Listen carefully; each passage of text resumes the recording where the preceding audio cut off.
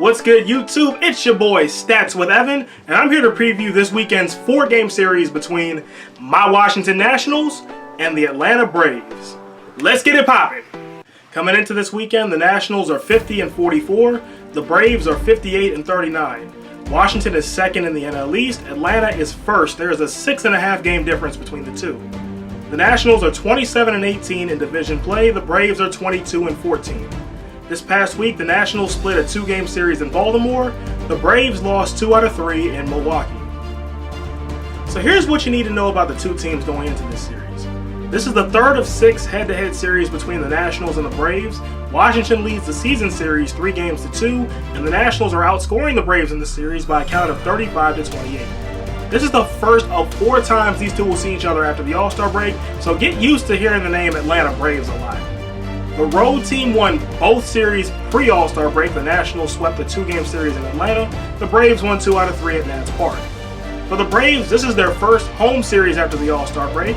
For the Nationals, this is the last of a 3-city, 9-game road trip on which they are currently 3-2. They need at least a split to clinch a winning road trip. So now let's talk starters. Tonight, the Nationals are sending out Stephen Strasburg. Strasburg is 11-4 with a 3.46 ERA.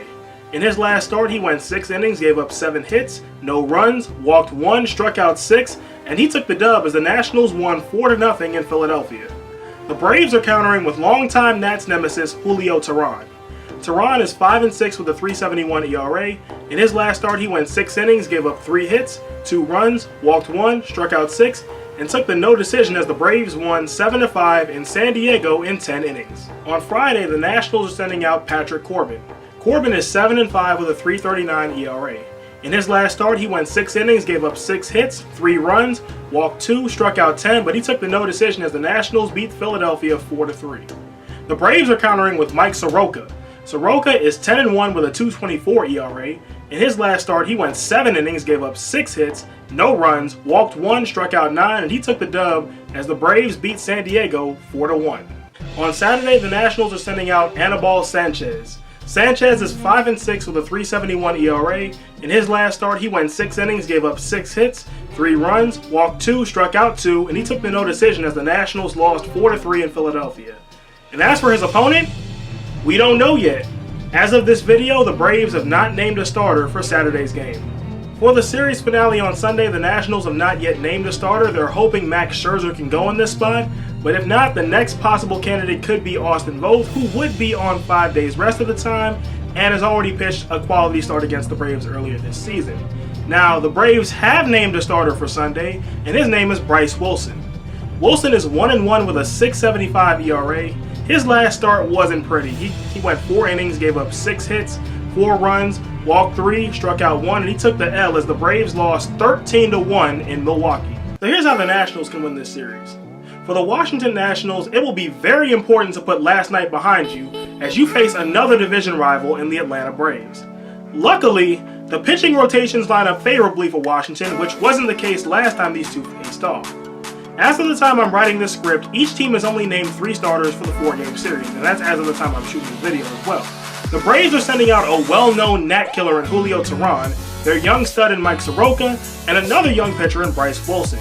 The Nationals are countering with Stephen Strasburg, Patrick Corbin, and Anibal Sanchez, who are combined 3-0 against Atlanta this season. As for Sunday, Washington has 2 options as I discussed earlier.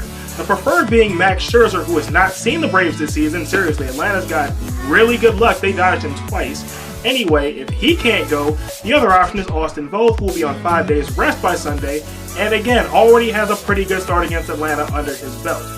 Ultimately, the Nationals can win this series if the starters stay on the roll they've been on the last month plus, and the bullpen gets back to pitching like they did in the first 4 games out of the break. Like, the energy from the Philadelphia series, bring that back, and we'll be walking out of Atlanta, chopping it up. So here's how the Braves can win this series. For the Atlanta Braves, this weekend will be critical to establishing themselves as kings of the NL East. To do it, their bats will need to come out hot. Luckily, this is not a stretch to imagine as Atlanta has one of the best offenses in baseball. They're top 10 in batting average, home runs, and RBIs. The Nationals will have their hands full with the likes of Freddie Freeman, Ronald Acuna, Josh Donaldson, the list goes on and on and on. Add on to this, Washington's bullpen is coming off a horrendous outing against one of the worst offenses in baseball in Baltimore, and the Braves might be chopping all week long in the Dirty South. So here's my thoughts on the series. Once again, the Nats find themselves in one of the MLB's marquee matchups.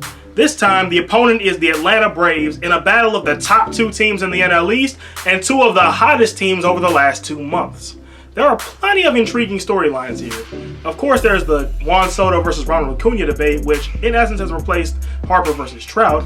Max Scherzer may finally get to face the Braves for the first time in 2019. And when it comes to emotions, both will be at an all-time high because this is an intense rivalry series, and because both teams came up short in series that they feel like they should have won this past week. The Nationals failed to get the sweep in Baltimore, and the Braves got beaten around the ballpark the last 2 days in Milwaukee.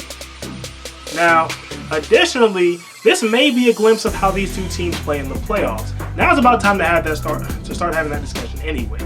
With this being said, I'm going to do something I've never done before on this channel and say they split this series. So what do y'all think? Who's taking this series? Is it the Nats or the Braves? Let me know in the comments, and until next time, I'm Stats with Evan, and I hope you have a 100% day. See y'all later.